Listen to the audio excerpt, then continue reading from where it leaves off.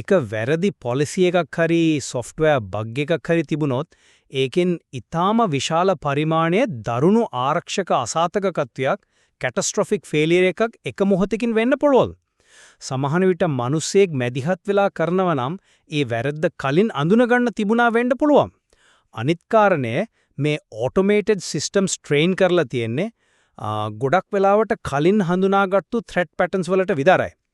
එතකොට සම්පූර්ණයෙන්ම අලුත් zero day sophisticated attack එකක් ආවොත් ඒක මේ systems වලට detect කරගන්න බැරි වෙන්න පුළුවන්. නැත්නම් normal activity එකක් කියලා ignore කරන්න පුළුවන්. ඉතින් automation හොඳයි. හැබැයි ඒක මත විතරක් depend වෙන්න බෑ.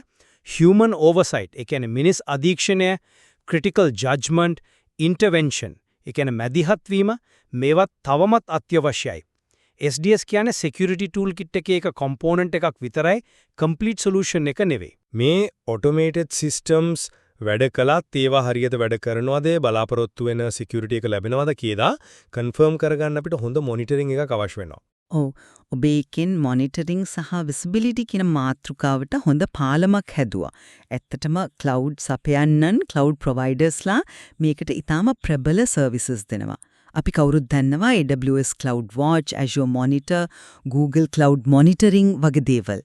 මේවයින් අපිට විවිධ levels වලින් data එකතු කරගන්න පුළුවන්. Resource utilization වගේ දේවල් මනින metrics තියෙනවා, CPU usage, memory usage, network traffic වගේ දේවල්.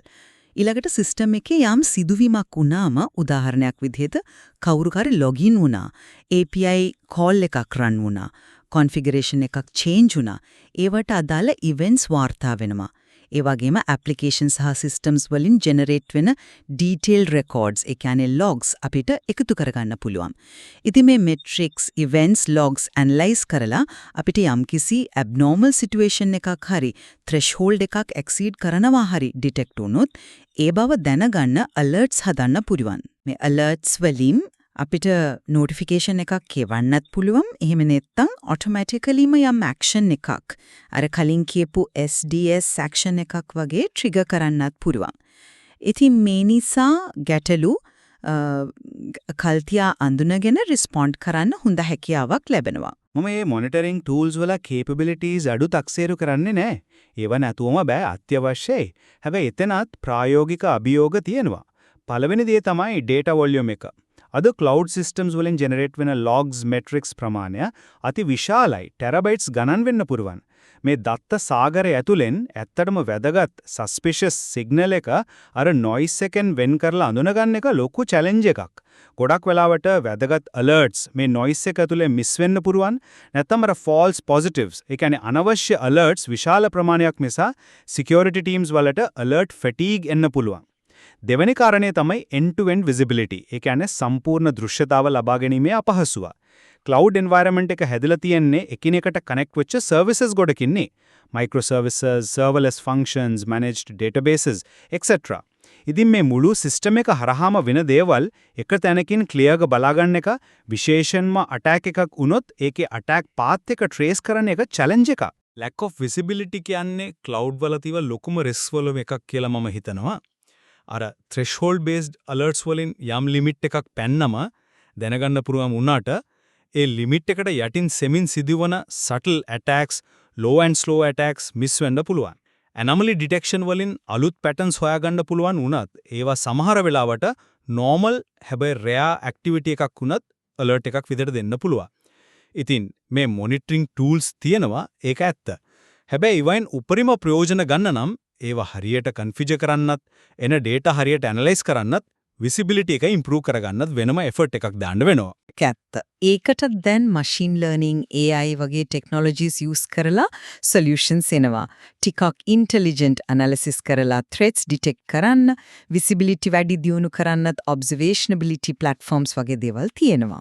හැබැයි ඔබ කියනවා වගේ ඒකටත් effort එකකුයි දුරුස් ක්‍රමවේදිකුයි අවශ්‍යයි. දැන් අපි අන්තිමට වගේ encryption සංකේතනය ගැන ටිකක් කතා කරමු.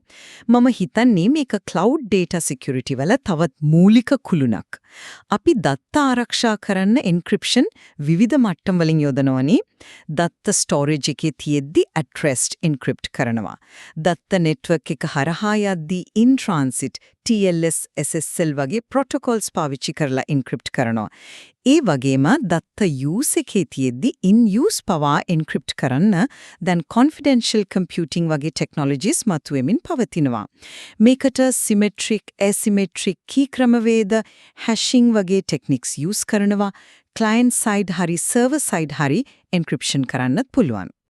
ඉතින් මේ ක්‍රමවේදය හරියට යෙදුවම දත්තවල confidentiality, ඒ කියන්නේ රහස්‍යභාවය සහ integrity, අඛණ්ඩතාවය තහවුරු කරන්න පුරුවන්. කවුරු හරි physical access ගත්තත් storage එකට encrypt කරලා තියෙන නිසා data කියවන්න බෑ. සංකේතනය අත්‍යවශ්‍යයි කියන එක ගැන කිසිම විවාදයක් නැහැ. ඒක බේසික් සිකියුරිටි මෙෂර් එකක්. හැබැයි ඒකත් අර කියනවා වගේ සිල්වර් බුලට් එකක් නෙවෙයි. ඔබ කොච්චර ස්ට්‍රෝං එන්ක්‍රිප්ෂන් ඇල්ගොරිතම් එකක් යූස් කළත් ඒකට අදාළ එන්ක්‍රිප්ෂන් කීස් දික හරියට මැනේජ් කරේ නැත්නම්, ඒ කියන්නේ කී මැනේජ්මන්ට් එක දුර්වල නම් ඒ එන්ක්‍රිප්ෂන් එකෙන් කිසිම වැඩක් නෑ. කීස් වැරදි කෙනෙක් අතට ගියොත් මුළු සිකියුරිටි එකම කොම්ප්‍රොමයිස් වෙනවා. කී මැනේජ්මන්ට් කියන්නේ ක්ලවුඩ් වල තියෙන තවත් කොම්ප්ලෙක්ස් චැලෙන්ජ් එකක්. කීස් ජෙනරේට් කරන එක, ඩිස්ට්‍රිබියුට් කරන එක, රොටේෂන් කරන එක, සිකියුර්ලි ස්ටෝර් කරන එක ලෙහෙසි නෑ. අනිත් කාරණය ඔබ කිව්වා වගේ in-use encryption technologies මතුවෙමින් තියෙනවා තමයි. නමුත් ඒවා තාම widely used නෑ. ඒ වගේම ඒවායේ performance impact එකකුත් තියෙන්න පුරුවන්. ඉතින් ගොඩක් වෙලාවට data එක computer එකේ memory එකේ තියෙද්දී RAM එකේ නැත්නම් CPU එකෙන් process වෙද්දී තියෙන්නේ unencrypted තත්වයක. දක්ෂ hacker කෙනෙක්ට ඒ වෙලාවේ system එකට access කරන්න පුළුවන් නම්, උදාහරණයක් memory scraping attack එකකින් encrypt කරපු data උනත් කියවන්න පුළුවන්කම තියෙනවා. ඇත්තටම අපි දකින ගොඩක් data breaches සිද්ධ වෙන්නේ encryption එක break කරන නිසා නෙවෙයි. ඒව වෙන්නේ අර දුර්වල access controls, misconfigurations, insider mistakes නැත්නම් malicious insiders වගේ හේතු නිසායි. ඉතින් encryption අවශ්‍යයි, අනිවාර්යයි. හැබැයි ඒක security puzzle එකේ එක piece එකක් විතරයි. ඒකෙන් විතරක් complete security ලැබෙන්නේ නැහැ. එසේනම් අද අපේ සාකච්ඡාව මෙහෙම ගොනු කරලා බැලුවොත් මගේ ස්ථාවරයේ වුණේ IAM, MFA, SDS වැනි cloud ආරක්ෂක තාක්ෂණයන් සහ දත්ත සංකේතනයේ වැනි ක්‍රමවේද ඒවයි best practices අනුව සැලසුම් සහගත සහ සූක්ෂමව ක්‍රියාත්මක කරොත් වර්තමාන cloud පරිසරයන් සුරක්ෂිත කරන්න ඉතා ශක්තිමත් පදනමක් සපයනවා කියන එකයි අභියෝග තියෙන්නේ. තාක්ෂණයේ මූලික දුර්වලතාවලට වඩා ඒවා නිවැරදිව යෙදවීම, නඩත්තු කිරීම සහ කළමනාකරණය කිරීමේ ප්‍රායෝගික දුෂ්කරතා සහාර human factor එක තුලයි. නිවැරදි ක්‍රියාවලි සහ පුහුණුව තුලින් මේ අභියෝග ජය ගන්න පුළුවන් කියලා මම හිතනවා. මගේ අවසාන නිගමනය වෙන්නේ මේ පවතින ආරක්ෂක රාමු සහ තාක්ෂණයන් අනිවාර්යයෙන්ම අවශ්‍යයි. ඒවා නැතුව ක්ලවුඩ් ගැන හිතන්නවත් බෑ. හැබැයි ඒවා පමණක් ප්‍රමාණවත් වෙන්නේ නැහැ කියන එකයි. අර cloud environment එකේ තියෙන inherent complexity එක, දවසින් දවස අලුත් වෙන sophisticated වෙන cyber threats සහ මේවා ප්‍රායෝගිකව විශේෂයෙන්ම large scale systems වල implement කිරීමේදී මතුවන challenges, resource limitations, knowledge gaps, human errors නිසා risks තවමත් ඉතා ඉහළ මට්ටමක පවතිනවා. ඒ නිසා මේ technical tools වලට අමතරව continuous vigilance, ඒ කියන්නේ නිරන්තර සුපරීක්ෂාව, robust monitoring, ශක්තිමත් සහ පුළුල් අධීක්ෂණයක් සහ මතුවන අවදානම් පිළිබඳ ගැඹුරු up-to-date අවබෝධයක්, threat intelligence එකක් නැතුව cloud security එක සම්පූර්ණයෙන් තහවුරු කරන්න බෑ. ඒක නිරන්තරයෙන් සිද්ධවන process එකක්. ඇත්ත වශයෙන්ම මේ සාකච්ඡාවෙන් පස්සෙත් නොවිසඳනු තවදුරටත් හිතන්න ඕන කරුණු ඉතිරි වෙනවා වගේ පේනවා. cloud ආරක්ෂාවේදී මේ technical tools වල effectiveness එකයි human element එකයි අතර තියෙන අර assume balance එක හරියටම පවත්වා ගන්නේ කොහොමද? ඒ වගේම මේ තරම් වේගෙන් වෙනස් වෙන තර්ජනවලට මුහුණ දෙන්න පවතින security framework සහ methods කිතරම් වේගෙන් adapt වෙන්න ඕනේද?